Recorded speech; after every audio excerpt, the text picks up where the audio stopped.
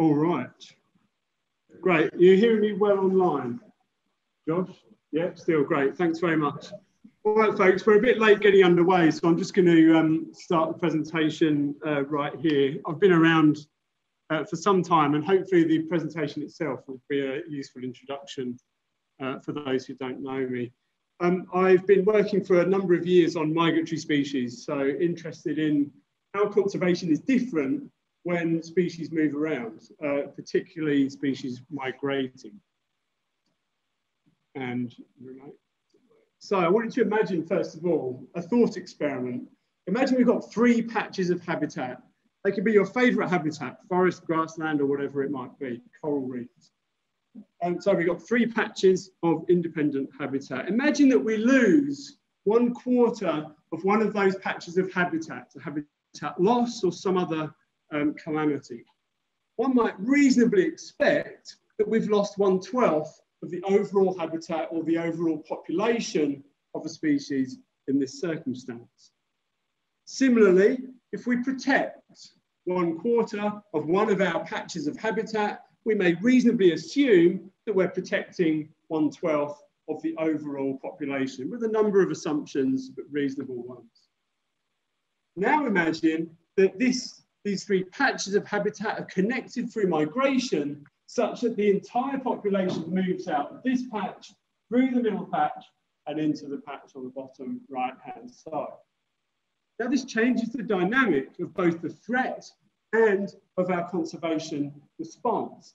Now, go back to our scenario of 1/4 of the habitat of one patch being lost. Of course, now things have fundamentally changed. We would now expect to lose 1/4 of the entire population, 3 times greater impact from the same amount of habitat loss, simply because these 3 patches are now connected by migration. And that, in a nutshell, I could end the seminar here, I suppose, is why I think migratory species are in particular need of careful conservation. And to add calamity to calamity, there's also a problem when we protect. In the protection scenario, now we're protecting 1/4 of one patch, but actually our level of protection for the whole population is, anyone? 0. 0. Because at certain times of the year, the entire population is in a patch of habitat that is totally unprotected. So we're not only are threats magnified, our conservation responses are whatever the opposite of magnified is. And of course, you can take this to a greater extreme. Here, our level of protection effectively is still 0. Right? We may be achieving something by this scenario, but not as much as we might hope. If we're going to have habitat loss, it's kind of better to have it like this than to have it all in one blob. Suddenly, everything changes when species migrate. We're going to protect. Maybe it's better to try and join it up and coordinate that protection across the species annual cycle.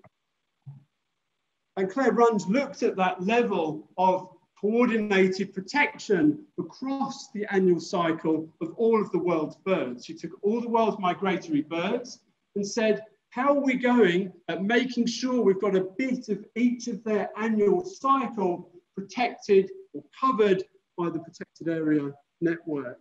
And what Claire found was somewhat shocking.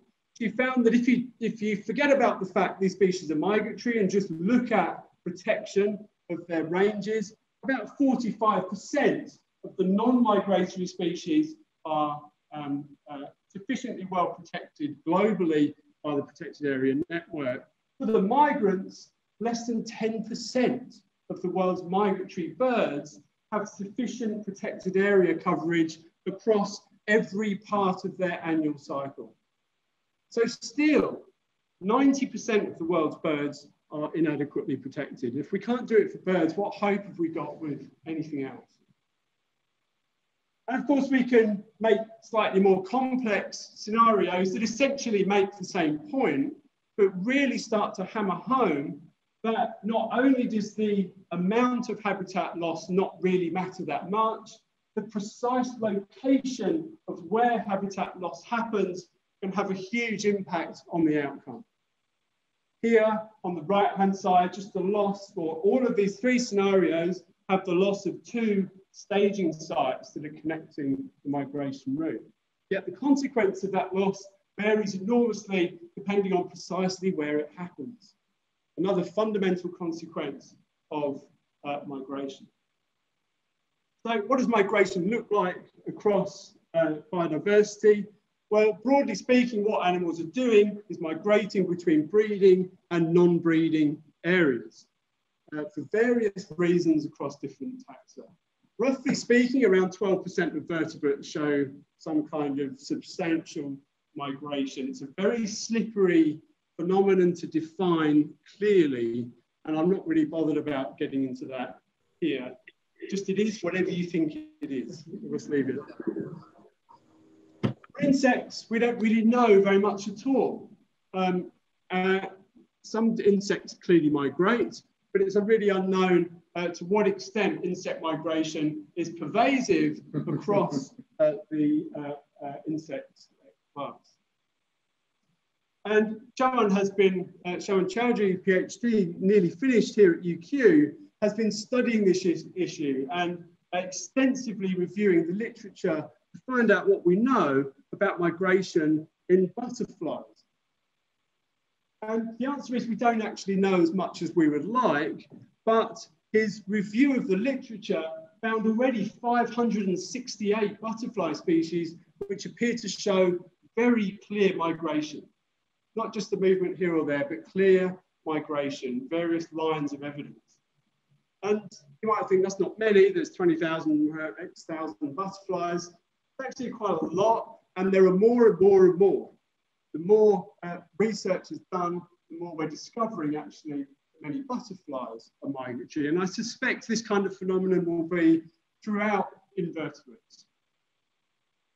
And John has shown really nicely that the tools available to us to study migration in insects have evolved enormously over time, from a range of observational work early on, sort of documenting swarms of migrating butterflies, right through to more sophisticated tagging, genetic analyses, isotope ratio analysis, and all kinds of things.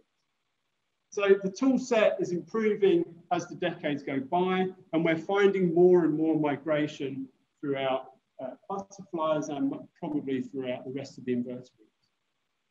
And this migration, Shannon's done a great global analysis showing that this migration has clear spatial patterning around the world. Butterfly migration, in stark contrast to most vertebrates, appears to be primarily a low latitude phenomenon and not retreat from high latitudes like it is for birds and other vertebrates. Butterflies don't necessarily have the capacity to fly from the Arctic to Colombia and back every year. There are some big intergenerational relays. We all know about the monarch butterfly, but by and large, migration appears to be more of a tropical phenomenon in butterflies, presumably driven by cycles of rainfall, wetting and drying, fruiting seasons, and so on. Lots to be discovered here. This is a kind of initial stab at global analysis. So let's think about migration and the structure of migration, thinking now more about vertebrates. This is a typical setup for a migrating vertebrate. There's an area where the individuals are breeding. Usually, but not always, this is high latitude for vertebrates and or high altitude. We also have non-breeding grounds, which is a place where those individuals are staying over the non-breeding period when they're simply after resources, surviving, they may be molting or doing other forms of sort of maintenance. Then connecting these two, there may be staging grounds connecting both the breeding and non-breeding locations. Not all species stop on their migration, many do. Sometimes they stop, sometimes and not others, and so on. But these are the sorts of terms you'll hear me talk about: breeding grounds, staging grounds or stopover sites, and non-breeding grounds. But when we start to overlay the way we've carved up the world with the way that organisms carve up the world, we can start to see that this is going to be a juicy problem for conservation. We start to overlay what the organisms are doing in relation to our political organisation. Suddenly we see that conserving migratory species has a strongly international dimension to it. And we can do some cool things, like start to work out from the maps of species distributions, which for birds, we have them pretty well sewn up. Braden McDonald is currently is doing his honours in really trying to finish off mapping for all of the world's migratory birds. We've kind of got it done.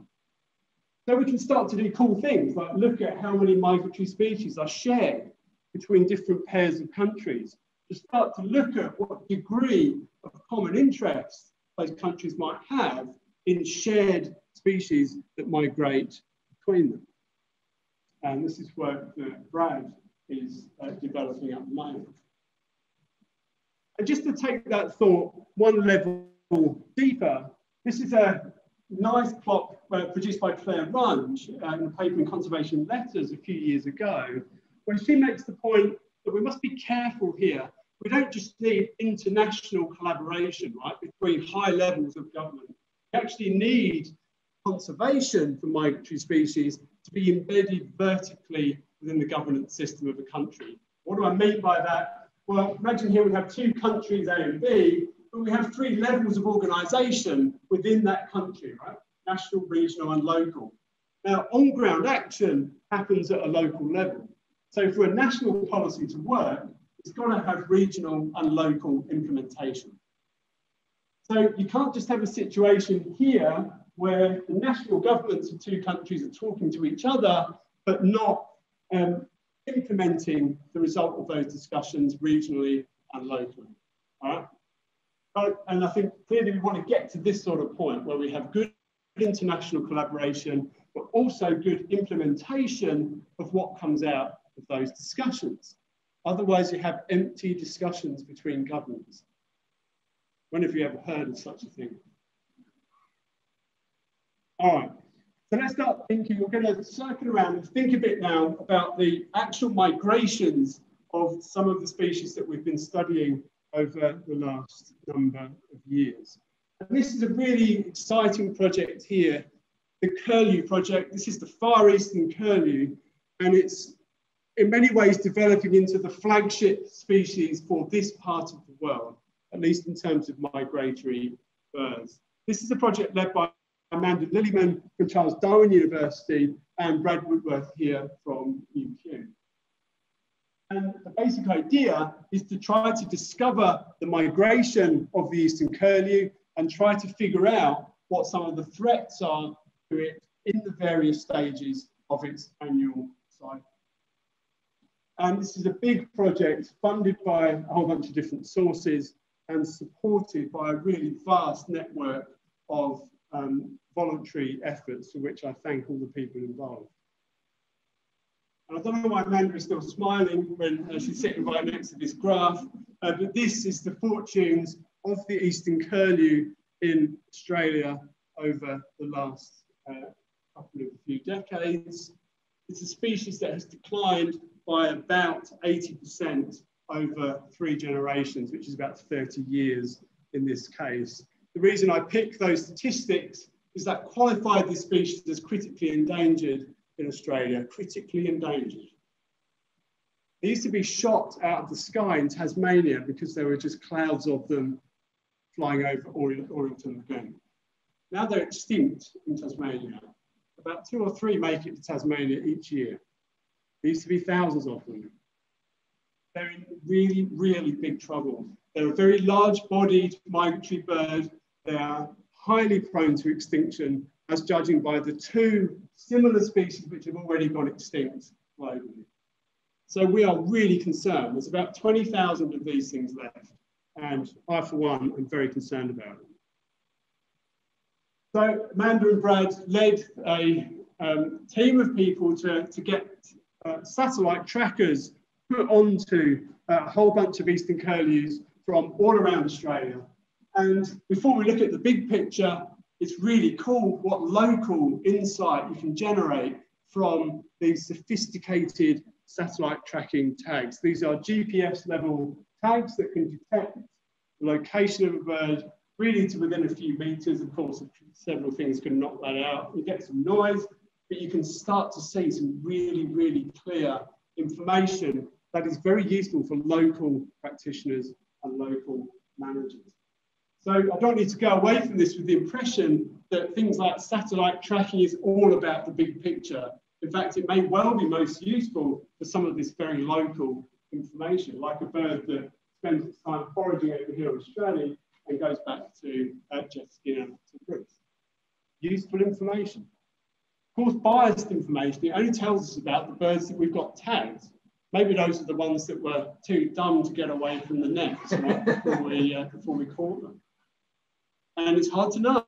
There's going to be bias in some ways, but this is useful as long as we remember what it can tell us and what it can't tell us.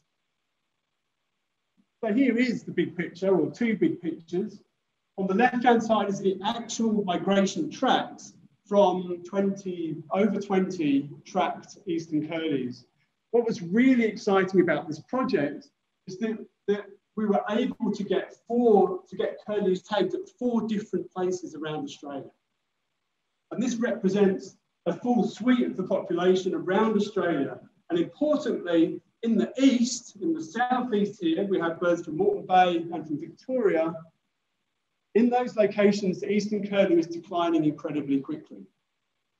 The species is declining less quickly over here in the northwest of Australia. We have birds tagged in Darwin and Broome. Now, there may be some clues in the migration routes of these birds that might tell us something about why we're seeing different decline rates here in Australia. And this is work that was done by Zane Morrick for his master's program. So you can take these raw data and you can start to interpret them, try to understand how the birds are using different parts of the so-called East Asian, Australasian flyway. But I want to remind you at this point that the key thing that these birds are doing is stopping right here in this region called the Yellow Sea, the Chinese coastline and the Korean peninsula. That's the main stopover site that these birds are visiting on the way to the breeding grounds. And here on the breeding grounds is where we began to see something interesting from the data. Those orangey dots are the curlews from the southeast of Australia, from the population that's declining quickly. Those purpley dots are from the northwestern population. It seems to be that our southeasterly birds are nesting much further south, this is the China-Russia border, than the birds from northwestern Australia, potentially exposed to greater habitat degradation as shown by the shading on this map. So there's possibly some segregation on the breeding grounds, and there do appear to be different timings of migrations for these two populations and possibly some slightly different stopover areas. And here are some breeding locations for those two birds that really drive this point home. On the left-hand side, we have one of the northwestern curlews happily going into Russia, into the remote part of far eastern Russia, and enjoying a landscape largely free from massive human change. On the right-hand side is a curlew breeding in northeastern China. And it's hard to see, but you can see there's a kind of circular island there. What's going on there is you have complete and utter intensive agriculture with one remaining marshland in the middle of that landscape. And that is precisely the place that that curlew is going to. One can only imagine how much habitat loss these birds have experienced on their breeding grounds in northeastern China, which has been turned into an agricultural landscape. So hold that one in your head. We're going to take us to a slightly different species next and tell you about a project, an exciting project that we're getting underway. Suppose we've got the bug, we're trying to document migrations of difficult to track species. And Mint Wren, who did the Conservation Masters here at UQ a number of years ago, is leading a project trying to discover the migration of one of the world's least known migratory birds, the wood snipe. This is a species that breeds across the Himalayas and also in Western China, and the migration is completely unknown for this species. Why are we worried? Well, it appears to be declining in those breeding grounds. It's listed as globally threatened, and it's one of those things that could just slip to extinction before we even really figure out what on earth the species is doing. If you look on eBird, and you all should look on eBird every day, this species has about 50 records on eBird. That's not a lot. There's a lot of bird watchers in the world, going to a lot of remote places. For a species to have 50 records should be an alarm bell to us. There's significant concern that many of these records are misidentifications. It's a hard species to identify properly. Bird watchers like to employ wishful thinking when they think they may have found a rare bird. So there's very few records of this species.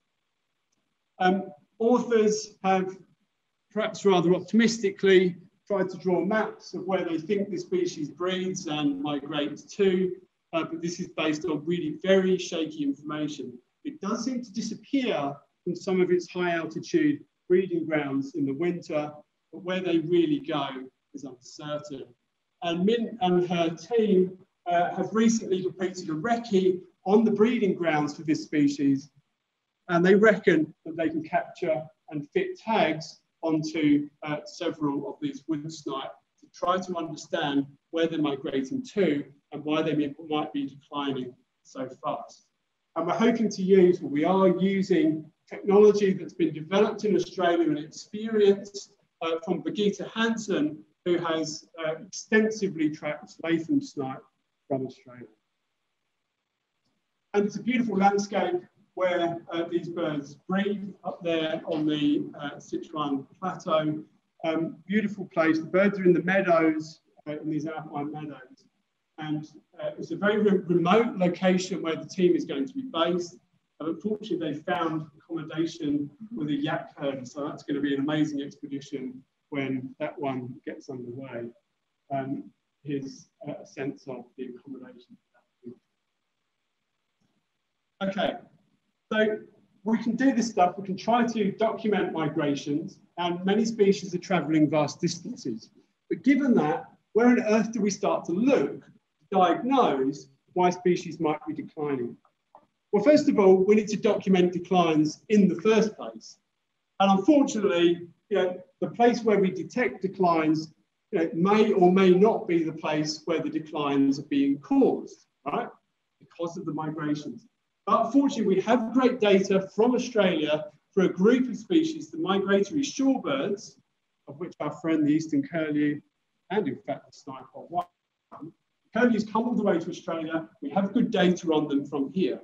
There's about 40 species of migratory shorebird that come to Australia, and we have pretty good data. We always complain about it, but it's really pretty good. And we can use that to document change in these migratory species populations, and then try to understand and explain and reverse that change. This work was really led by Rob Clements, who spent years devoted to collating and analysing the shorebird count data collected by a range of organisations across Australia. And Rob managed to show that very many of these migratory shorebird species are declining rapidly in Australia. And you can see, these are annual percentage change figures, right? This is a disaster. This is a total disaster. No population can sustain a 10% annual decline for very long. Although you may argue it's asymptotic, so it will be infinite, but we won't split hairs. This is an assemblage that is in big trouble. And where do we look to diagnose those declines and understand where they're being driven from and why they're happening? I'm going to take us on a quick whistle-stop tour from the top to the bottom of this migratory flyway. First of all, thinking about the breeding grounds. So we've been studying threats all throughout the flyway. So many of these species breed in the Arctic, and Hannah Walkup did her honours a few years ago looking at climate change exposure in the Arctic. She built some climatic ecological niche models to try to look at the distribution of suitable climatic conditions to That has the North Pole in the middle, all right, and then Europe, Russia, Alaska, Canada, all right, Greenland.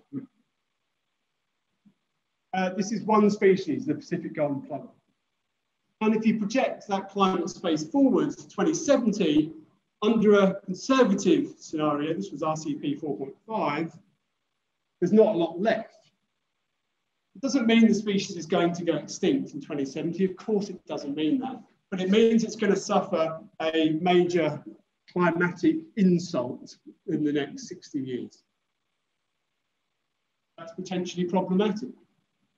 What Hannah did was to do that same analysis for all of the world's high Arctic breeding shorebirds. When you overlay the suitabilities on top of each other, this is the present situation where shorebirds are finding climatically suitable conditions that throughout the Arctic, so all Arctic, around the world. But if you project that forwards, then suitable climatic conditions appear to shift quite a bit further north. And that's a problem for most of mainland Russia. It's too far south. There's going to be a big problem, and that problem looks like it's going to be asymmetrically distributed around the world. So Nunavut is the place to be if you're an Arctic specialist in a time of climate change. And maybe we need to wait for Greenland to melt, but one of the problems is the ice cap on Greenland is not going to melt very quickly because it was a giant thick cap of ice. Hannah, you have to be called Hannah to work on high Arctic climate change stuff. Hannah Mullis developed these ideas one step further for her honours and looked at climate change vulnerability really, really neatly across the different parts of migratory species distributions. So don't worry about the one looking at every single thing on here. What these bars show you is climate change vulnerability, the contribution of climate change vulnerability on the breeding grounds in yellow, in the stopover sites in green, and on the non-breeding grounds in blue.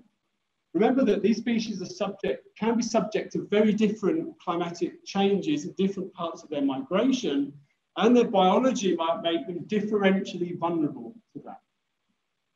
So Hannah Mullis showed that climate change vulnerability appears to be most acute on the breeding ground. You might expect that, that makes sense.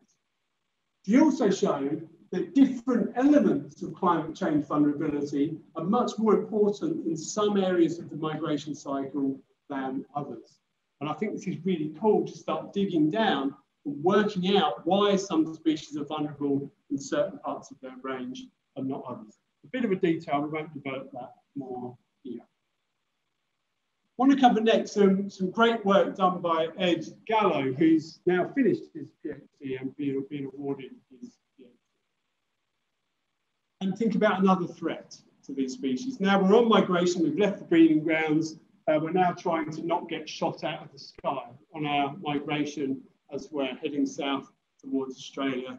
So Ed and a large number of colleagues, many of which are here, studied hunting and reviewed all of the literature and looked at levels of hunting of these migratory shorebirds throughout the flyway. He found that 46 of the around 55-ish species get hunted through the flyway, and found evidence of hunting from at least 165 locations across this flyway. It's going to be a bit of doom and gloom. It's a happy story at the end.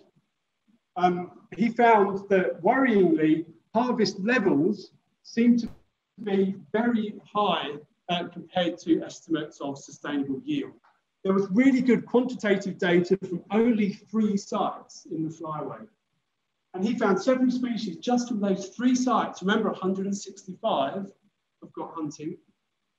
In 3 sites, about 30% of the sustainable yield of the common green chain, for example, was being taken from just 3 sites. So in my mind, it's pretty clear that hunting is a major issue, and it hasn't really been on the radar for this migration system. And it's a very difficult thing to study and to quantify and to understand. But like giving up smoking, it's if you can stop hunting, you start to feel better straight away, right? And you start healing straight away. So hunting is a more reversible threat than habitat loss in many ways. Maybe we should pay it some more attention because of that and because of its big significance. Having just said that, I'm going to talk now about habitat loss. And where we've survived being shot out of the sky, we've now got to find a stopover site. We can make it on our big migration back to Australia. And we land in the Yellow Sea. And last year it was all mudflat, and now there's a giant seawall that's eaten up some of our precious mudflat. Here's an image taken in the Yellow Sea in 1975, and then the same place again in 2010. Vastly rapid coastal development, taking away the important coastal ecosystems that these birds are using while on migration. Nick Murray studied this using satellite imagery in a project that was felt crazy by one of his PhD supervisors near the start. It proved everybody wrong. He used satellite data to show that the Yellow Sea region, so China and the Korean Peninsula, has undergone massive tidal flat loss. 2/3 of the intertidal flat habitat in the Yellow Sea has disappeared in the last 50 years. 2/3. 2/3. That's enough to explain big declines. Mr. Jackson took a more detailed look in that Yellow Sea region to look at the impact of that habitat loss on the birds. And what she found in her PhD was that not only are you losing the mudflats as this entire progression moves seaward, but also what's up here is changing rapidly as well. In the old days, the birds would fly off the mudflats at high tide and find a lovely marsh or something up here where they could roost over high tide. Those are fast disappearing because those high tide areas are being rapidly developed and may be unsuitable for many of those birds to roost. Misha did a big analysis showing, this is in China, she did field work in Jiangsu in China, just north of Shanghai, and worked out which characteristics the birds need in the habitat that they need to roost in above the high water mark. And she's been involved in extensive discussions with managers on the ground on how to enhance the quality of those places. And indeed, the local government in Jiangsu has recently leased a nice wetland off the farmers to try to stop it being developed and have maintained it as a roosting site for shorebirds. And it matches precisely the kinds of criteria set out in Misha's thesis. And one hopes that more and more sites like this can be protected and managed carefully. Not only do birds have to avoid being shot out of the sky and finding habitat, there's also a bird-eating plant that's threatening them. It doesn't literally eat birds, but it eats the habitat that the birds depend on, Spartina alternifolia, which is spreading across the intertidal flats in the Yellow Sea. Of course, it was introduced there by people to try to stabilise the coastlines, and it's causing a bit of a nightmare. What Misha has also done is shown that there are many places where there is strong Spartina growth up here, so high up on this graph, and places that have undergone rapid tidal flat loss here on the left-hand side. So those areas in the top left have got a double whammy, bird-eating plant, and also loss of tidal flats through coastal development. So I hope you're getting the picture, massive numbers of interacting threats.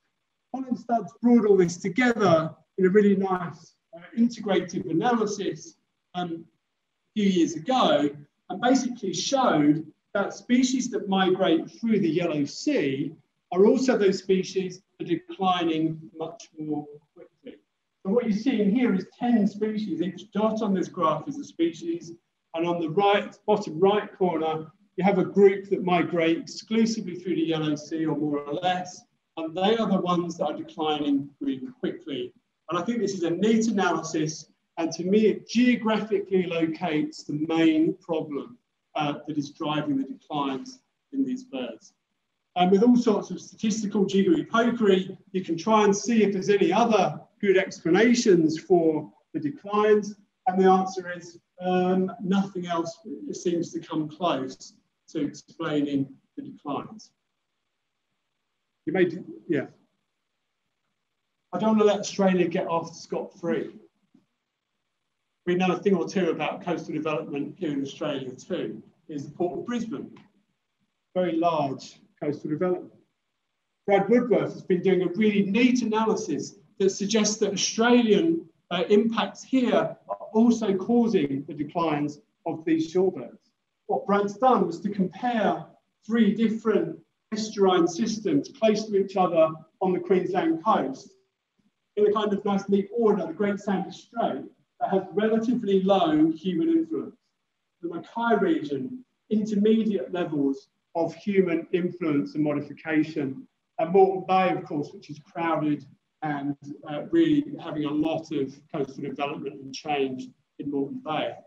What Brad has been able to show is really intriguing analysis, is that in that least disturbed system, the Great Sandy Strait, it seems to be that species are declining evenly across all the sites within that Great Sandy region. So every site seems to be just losing birds in quite an even pattern. That suggests to me that the threats are mainly driven outside that system, right? There's just fewer birds coming in. Whereas in Moreton Bay, there's massive variation among the sites. In some sites, the birds are declining incredibly quickly. In other sites, they're declining much less quickly within Moreton Bay. That suggests a strong local influence of different effects and threats that are happening here in Australia. And I think this is a really important analysis. It means that we can't just get away with it, trying to blame it on some other countries. We've got about 5 minutes to go. I hope that's okay with people. Interim conclusion, migrants get hammered from all directions. Interim conclusion 2, actions must come from all directions. What do those actions look like? We're going to end with a bit of hope. So don't go now if you're prone to, bursting into tears over this stuff, which I have done on national radio. This is some neat work done by Marina Curlew. Marina's building a database of international migratory bird agreements. And what they've been able to show is that there are many global international migratory bird agreements around the world, but there's incredible heterogeneity in that. Europeans are doing well at setting up migratory bird agreements with other nations. In fact, the sort of northern part of the Northern Hemisphere is doing all right. Massive gaps through Africa, massive gaps through Southeast Asia, Central America. These are crucially important regions for stopovers of migratory species. Ed has shown nicely that negotiations are intensifying. Governments, far from walking away, are increasing their participation and welcoming NGOs into those discussions too. These are data from the East Asian, Australasian flyway. So more and more people are talking, but are we talking about the right thing? Ed has done some really nice network analyses of all these agreements in the East Asian flyway and shown that we're talking a lot about habitat. We're not talking much about hunting. And through some really neat network analysis, you can show that, we need to talk about this more. Does it work? Do we know what to do anyway with these threats? Oh, yes, we do. Here's a really neat story. The Latham snipe went from almost surefire extinction to a species that's now well recovered and common. The reason it did that was because Japan and Australia got together and said, right, let's just give up our Latham snipe hunting addiction. The species was hunted in both Japan and Australia. We both gave it up. Species, species healed. We can do this stuff. But it's not just hardcore science that does it. It's these kinds of avenues, big influential reports that get developed, and we contribute science into these things. But major reports have started to be produced in this flyway, following the model of other flyways, and action is beginning to happen. The Chinese government a few years ago declared a moratorium on reclaiming coastal land, which was a major step forward. It wasn't purely environmental, but it had a huge beneficial environmental effect. China is also in the process of inscribing a number of World Heritage sites along that Chinese coast. That's so important for migratory birds. 2 sites have been inscribed already. There's about another 14 in the pipeline. This is amazingly good news. I was jumping up and down with excitement when that decision came out. It was a close call. The Australian government actually really played a big role and getting that agreement over the line. So where are we now at the end of all this? I think we're in a race against time, not just to end my seminar, but a race against time with the conservation system, with the conservation crisis here. I think the birds are declining really quickly, and probably at the moment quicker than ever. Our conservation response is ramping up, and it's ramping up quickly. And the big question for me is whether are we going to win this race against time? Can we do it quick enough to stave off a number of extinctions? Okay. Migratory species had it easy before we came along. And as soon as we start interfering, migrants are highly vulnerable. They're not intrinsically vulnerable and delicate species. They're tough, but they can't cope with us. Threats can occur anywhere throughout their migrations. We do need collaboration among countries, and much of those discussions are underway. There are gaps, but the science is lagging behind. Often we don't know the threats very well, probably in contrast to many other conservation systems. We don't really know what to do. There is an urgent need, therefore, I think, to diagnose threats and really propose solutions to it. And we've got to work fast. Thanks very much.